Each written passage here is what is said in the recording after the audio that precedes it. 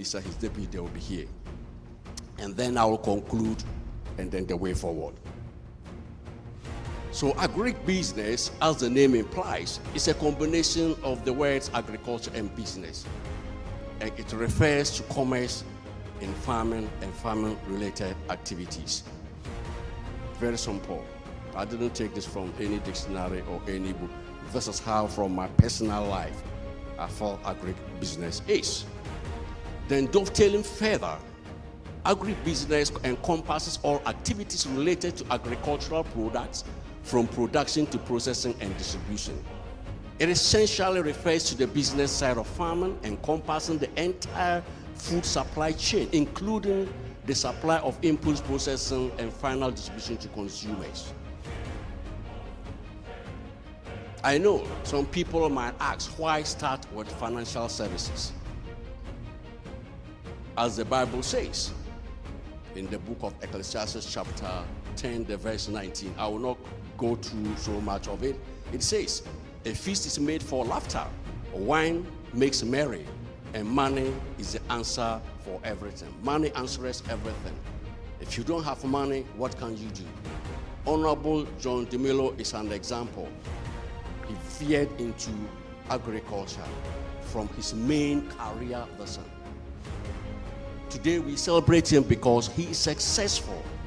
And what is the success? It means he was able to invest in agriculture.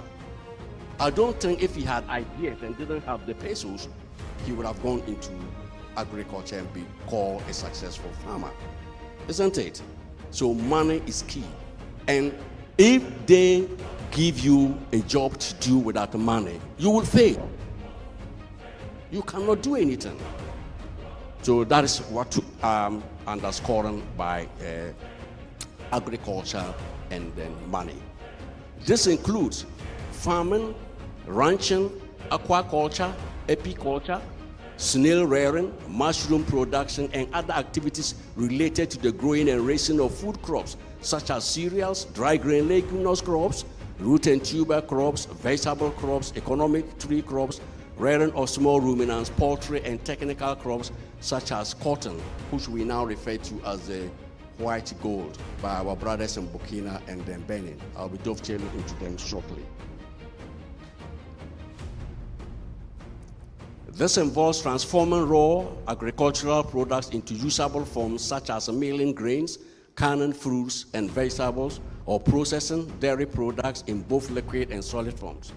Regrettably and sadly, this is where we are weakest or almost lack as a country, but reliant on foreign imports, the movement or transport food products,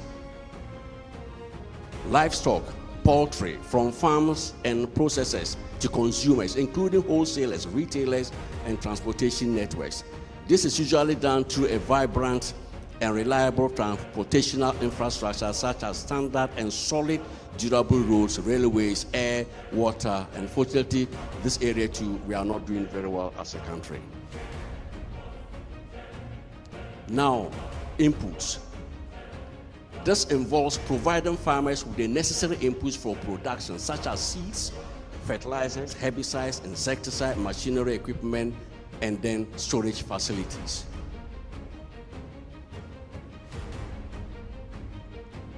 But as we talk, if you look at seeds, our seed systems as a nation, but later I'll be talking more about it under the policy issue, we still import huge quantities of hybrid seeds from South Africa and then Seedco in Zimbabwe, it doesn't make sense because we have the capacity.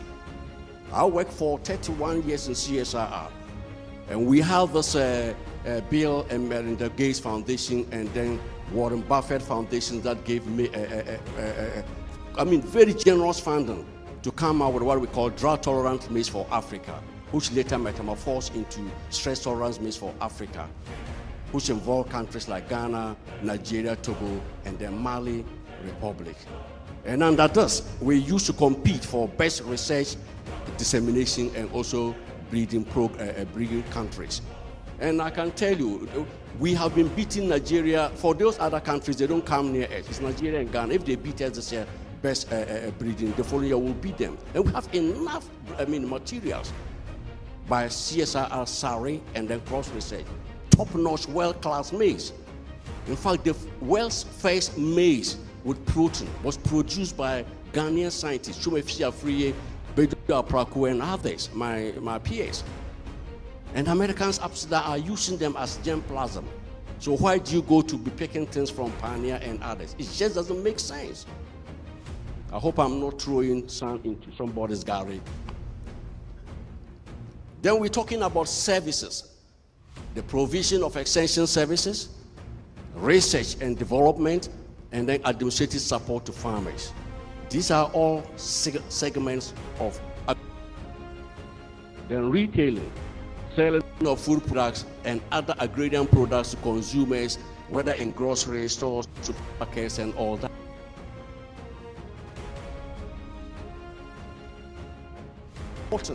They don't spend CDs. It just doesn't make sense. But we have the capacity. But because under the current dispensation, the CSR, the way we are structured, vegetables and tree crops and other are not so key. They are like afterthought. Our focus is on the key ones: maize, soya beans, rice, and those things. So vegetables are always a second thought. I used to work on vegetables, particularly onion. And in this country, the late Professor Norman will always refer his students to me. No research scientists have published even 1/10 of what I have done under onion, several of them. And they are in very high quality impact journal, not predatory journals, Yet we don't fund them. Who doesn't make sense? So I would like to appeal to you so that if we establish an independent horticultural institute that will focus on vegetable crops, it will help us. Huge monies are lost always. Look at tomatoes. $400 million are spent annually, and it's increasing. Just on tomato. I'm telling you, I have the data here. Ghana, Saska, they are here. Then you're talking about onion. There's even waste. Carrots, everything. Even up to toothpicks, all of them. Cabbages and all that. Yes, I have them here. When I came, Samens gave me the opportunity to talk about this Sway-Drew conversation February last year at this particular hotel at the other medicine there. Yes, huge losses. But I dare say, I'm yet to see that economist who can face me on that to tell me how you can manage the Ghana cedi using economics, just talking economics theories. It doesn't work that way. But agriculture can fix it. Because it's agriculture. I'm not a politician, please. Don't associate me. But I'm telling you as it is. We can feed ourselves. We don't need to go to anybody to pick this. Look at that small, tiny country, Burkina Faso. They share borders with my hometown, Chumu. Go and see the wonderful things happening. Even sending grain and other things. When we should be sending grains to them. Their soils are the poorest you can find. It's one of the poorest countries some years back with Niger. But now they are even exporting. And recently I'm told the young soldier said he sent a listen to his excellent Jordan to stop Ghanaians sending foodstuffs to them. They don't need your food. Heading towards what? Food self what? Sufficiency. Don't get me wrong, I'm not talking of food security. No, the two times are very different. Later I can respond to that if you want to. 2, we need to ban the importation of maize seeds into Ghana.